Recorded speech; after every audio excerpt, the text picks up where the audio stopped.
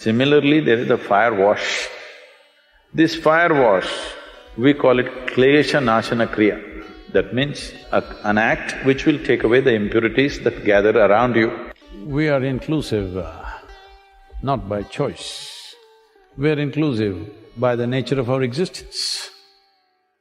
We have been always trying to produce good human beings, which is a terrible mistake. We need more joyful and sensible human beings.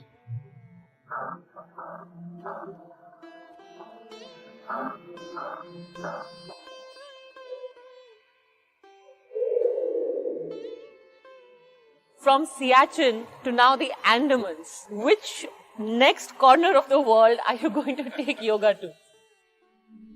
Siachen to Andaman is because it's the same forces.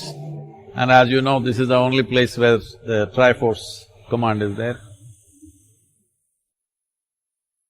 I feel these men and women who are away from their families literally 8 to 10 months in a year in service of the nation, it's not just being away from the families, a certain level of hardship, risk, constantly, a job where you may not come home. It's not a simple thing.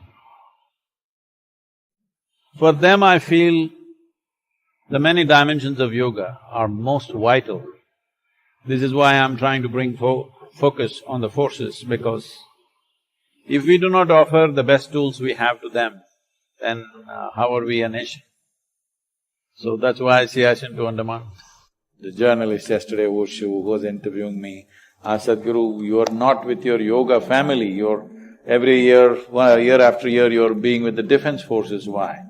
So I told her, people who are willing to live and die for you, if they are not your family, who is your family? Just prepare for the day it will happen. And it happened, and it's for all of us to see. Even the clouds gave way for the yoga.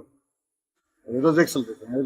He was talking about the shape of a ship, and if I may use the word, he chose to challenge the people who know the ship, and we realized that he knows a lot about it. So that was something really wonderful.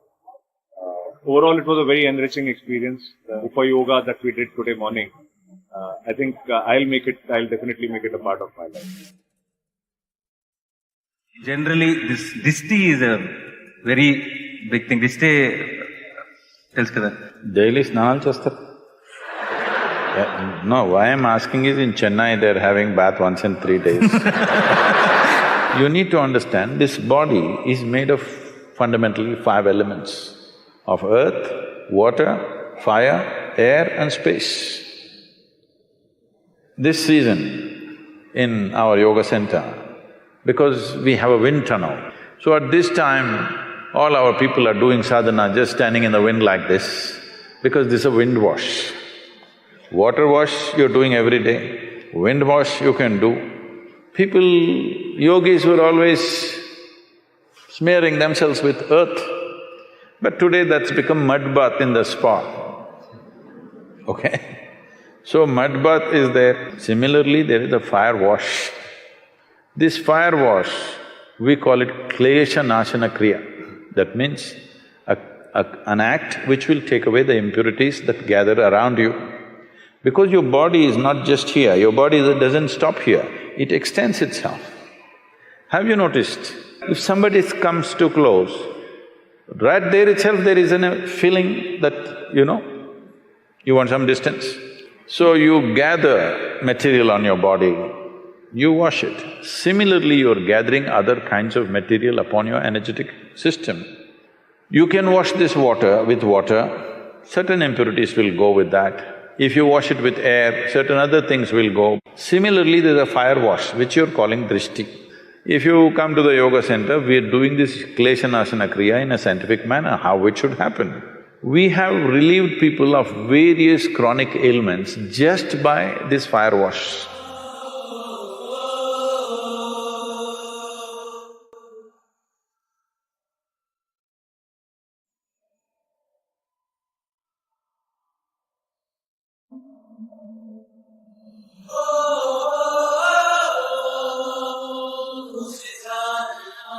Our first death of a patient, we are very moved. But gradually, as we come across, if and when we do come across more deaths, we become very nonchalant and unperturbed. Do you think this desensitization towards death in the medical profession is compromising our humanity? If you're nonchalant, definitely. But being a doctor, every dead body you see, if you're going to cry, then that's going to be a very big problem. Because when you're emotionally pitched up, you cannot do things sensibly. Everybody knows this, isn't it? So very important. Well, if somebody is dying of old age, it's a different matter. But a whole lot of people might have come to you because of injury, because of some other ailment, something fit enough to live, but you have to do the right things for them to live. So if your heart is pumping hard when you see your patient breathing hard, then you will definitely do something to kill him. It's very important that you learn to treat it as professionally as possible. This doesn't mean you're nonchalant. Nonchalant is not the word. Unperturbed, but concerned that you must live. The way you're addressing the question, I'm not picking on you, the way you're addressing the question is a doctor is supposed to see lots of deaths. Doctor should see minimum number of deaths on their table. Hello? That's a good thing. Here we are at the French Room in the League of Nations building, or what is today United Nations. Here is the old symbol of League of Nations, LSN, Ligue and Société and Nation in French. My French is terrible, as you know. So, here we are. This is a historic building in many ways. This is the first effort in the world to somehow bring some kind of confluence of all nations on the planet. Well, it was not a full-fledged success because the World War II came, and that's how the United Nations came into place. All this we must understand are efforts to kind of imitate human consciousness without really becoming conscious. But their value is they have avoided and created various situations, of conflict and restrained various situations of conflict, and also brought conflict resolution to many places. Well, they've not been able to stop every war that has happened, but definitely it has been a positive force of at least all human beings attempting to create a platform that could be a solution for the world. That's the effort you see here. This is coming from human intent, good intent, but it is an imitation of human consciousness, really.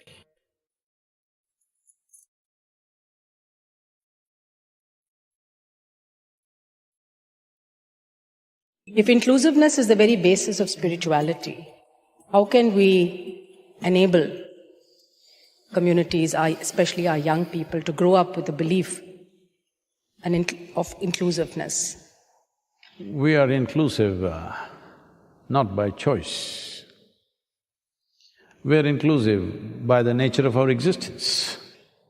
It's only by constant transaction with just about anything and everything that we are existing here. The complexity of what makes this creation, we are a consequence of that. But the magnanimity of creation has given us an individual experience. It's a tremendous thing. But we have taken this individual experience rather too seriously. So seriously that we think we are a world by ourselves, each person. What can schools do to inculcate ethical living in a joyful way? The moment you have lot of ethics, your face becomes long. We must look at it more fundamentally, isn't it? rather than stopping it with a value that I set for my, no, I'm not going to do this, I'm not going to do that. So please understand this. Just try this right now. Shall we try an experiment with your mind? Next 30 seconds, nobody should think of a monkey. Try. Please close your eyes and try. Oh, only monkeys, isn't it? This is the nature of your mind. In your mind, if you say, I will not, only that will go on. Why are you making life so difficult? Why do you think you are born wrong and you have to be fixed? No. You call this religion, you call this education, you call this morals, you call this values. For religions and ideologies and philosophies, we have killed more people than for crime, isn't it so? Hello? That's right. So, all these morals, ethics, values, philosophies, ideologies are only an effort to prevent crime. We have been always trying to produce good human beings, which is a terrible mistake. We need more joyful and sensible human beings. This is what yoga is about.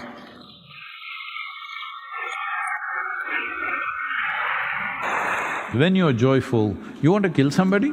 Hello? Only when you're miserable you want to kill somebody, isn't it?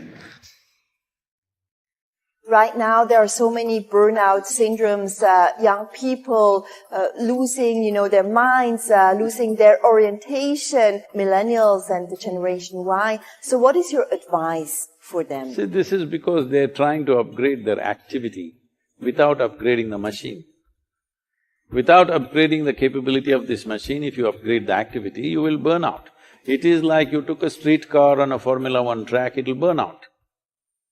So they want to speed without upgrading the machine. This is all they need to focus on, how to upgrade this life. If you keep on upgrading this life, activity will naturally follow. This is the space in the body through which life descends into the fetus. So this is the Brahmarandra. If dimensions beyond the physical become a constantly active process. Some of you might have felt this in your Shambhavi. You got an antenna on your head, which is giving you a certain perspective of life.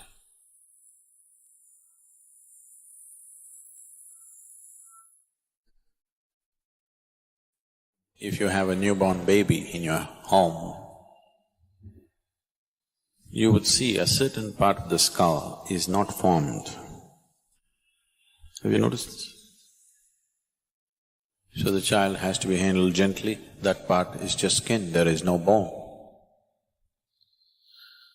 So, this part in the yogic terminology is referred to as Brahmarandra. Randra means a passage, like a small hole or a tunnel or a passage. So this is known as Brahmarandra. So this is the space in the body through which life descends into the fetus. Because life has descended into the fetus and life keeps its options open. Whether this body is capable of sustaining it or not, it keeps the options open. That much awareness is there in the life process, so it keeps that trapdoor open till the last minute. It wants to keep it open just in case it finds the body unsuitable for its existence, it will leave.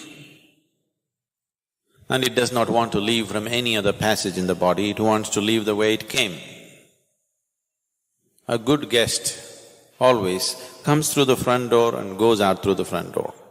If he comes through the front door and goes out through the back door, that means your house is swept clean. So, he wants to go out to the same door, so he keeps it open till the last minute, he wants to keep his choices.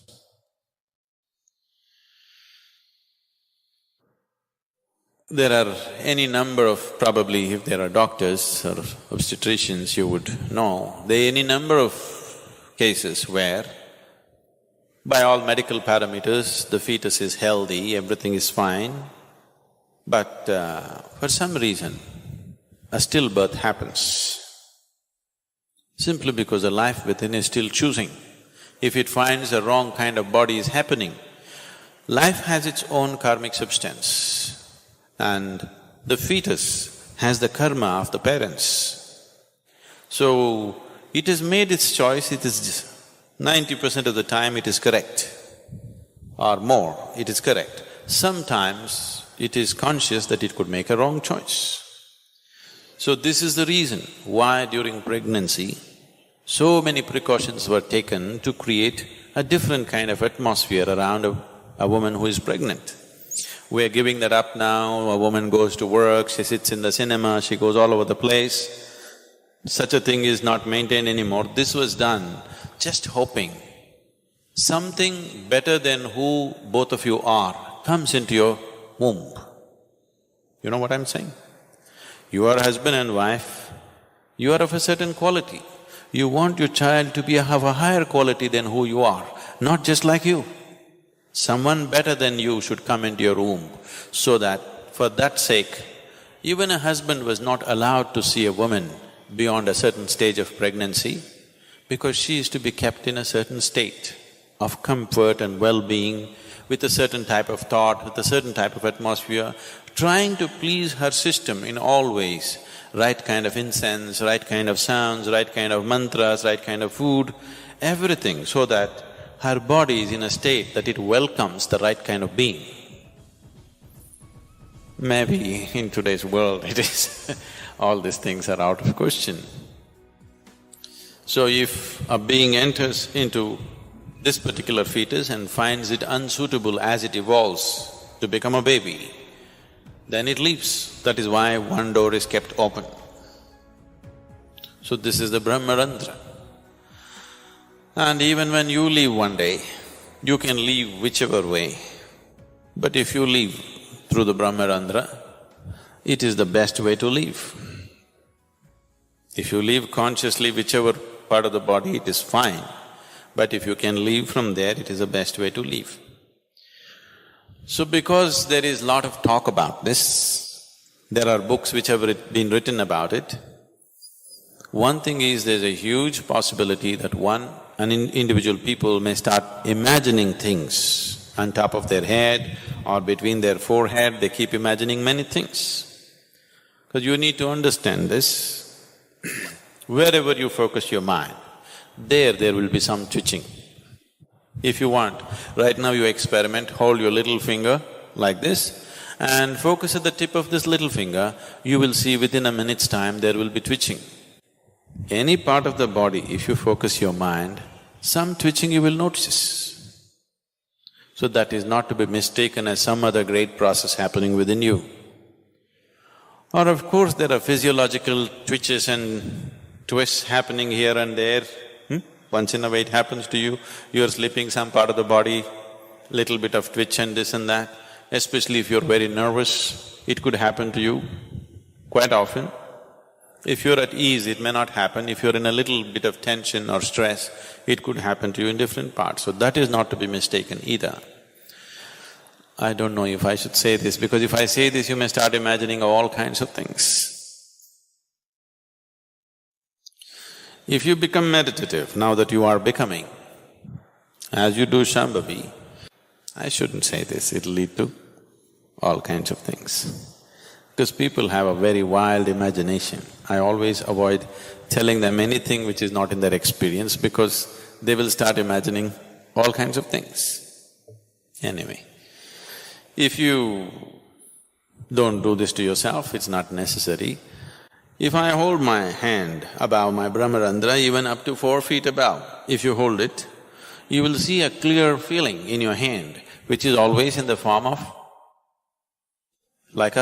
something like an 8. This will be always happening if you keep your energies in a certain way. This can happen to every human being, but it is happening within. It doesn't extend itself beyond.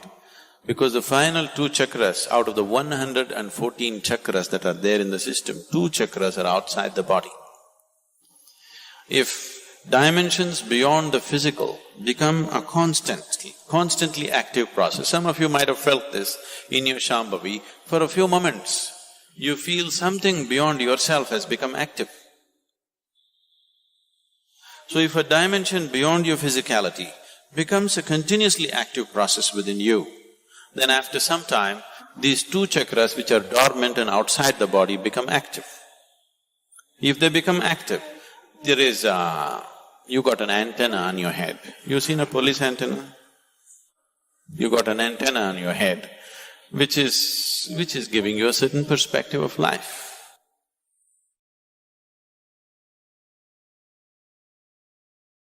Continue your journey of self-discovery and consciousness expansion with us.